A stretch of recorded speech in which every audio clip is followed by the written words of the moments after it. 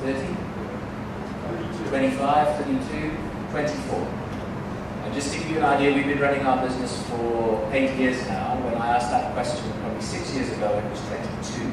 So it's a sign of development the older the age. But let's look at the average age right now in Kenya. What do you think? 26?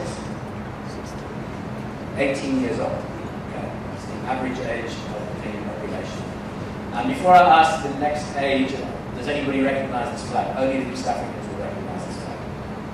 This is Uganda, the youngest country in the world. What do you think the average age is in Uganda? 15 years old. Okay.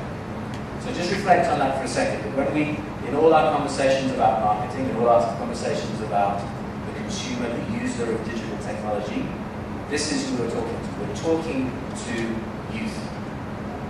In South Africa, for example, not only is the average age 24, but 75% of the population is under the age of 30. Okay, so hence why we saw an opportunity for to be a specialist youth agency. And I think in the context of what we're talking about today, this pretty much sums it up.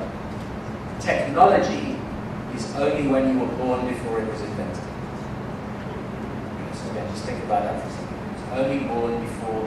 It's only when you were born before it was invented.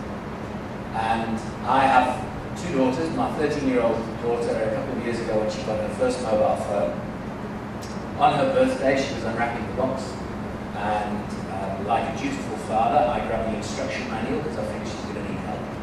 So I'm reading the instruction manual, working out how to put the battery in, and I look up and she's already turned it on and she's texting her friends already. So this is a generation who's grown up. It's the thumb tribe. It's people. It's this generation who, within a couple of generations, will have genetically modified phones. And to them, it is not technology. It is life. So, with all due respect to the conference organisers, Afri-Tech, really for the generation that we're talking about in Africa, tech has nothing to do with it. It's Afri-life. Okay? And part of what this means is we use a term that was actually coined by Procter & Gamble, one of the world's greatest traditional marketing companies, and that is the word prosumer. Because the consumer implies that for years and generations we've fallen for the con of marketing, we've been conned by what the companies tell us. So now we're dealing with prosumers who are prolific, professional, proactive consumers who find their own information.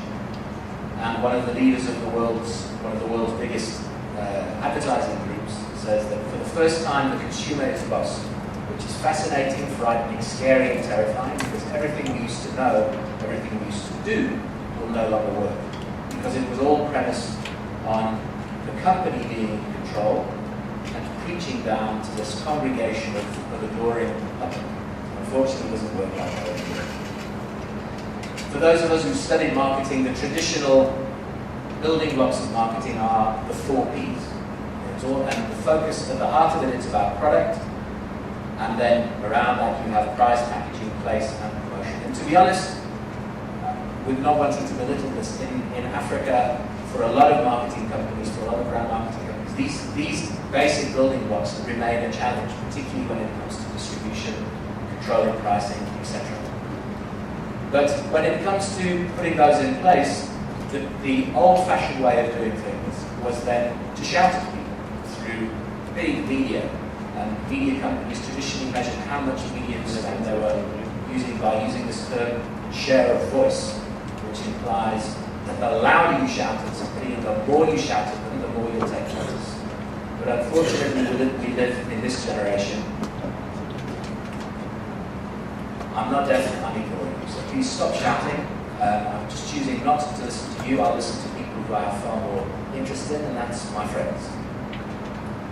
So we believe now that the new C's of brand building, and we're doing a lot of alphabet work this morning. I was talking about the D's and the A's of Africa, so now I want to talk about the C's of brand building. And instead of the product being at the heart, the consumer is at the heart of it. And I'm going to touch on these through the presentation, because the new C's of building any brand, building any business, starts with community. Now that community may be the geographic, the physical community, a local community. might be an online community, it might be shared interest community, it might be fans of a soccer team. And in South Africa, where we base our business, knowing whether you're a Kaiser Chiefs fan or an Orlando Pirates fan tells you far more about that individual than where they live or what demographic segment they fit into. So it's about understanding people in communities, and importantly, it's about understanding the culture of those communities, because more than ever in the history of marketing, we're seeing a complete mix and mashup between contemporary culture, pop culture, music culture, and marketing. It's also about conversation, so it's about a dialogue, not about a monologue. So it's not a one-way chat anymore, it's about a conversation. And importantly, what I want to focus on today is co-creation. That actually the consumer is not just the person who consumes your product or service, but they are your best creative director, they're your best research and development director, and we need to start treating them with a little bit more respect. So, that question you were asking, instant grass. What is instant grass? Well, a grass is a slang term for a snitch or a spy. And instant speaks for itself. So really what our business does is real-time spying. Okay, so we are an espionage company, but we do that in consumer marketing.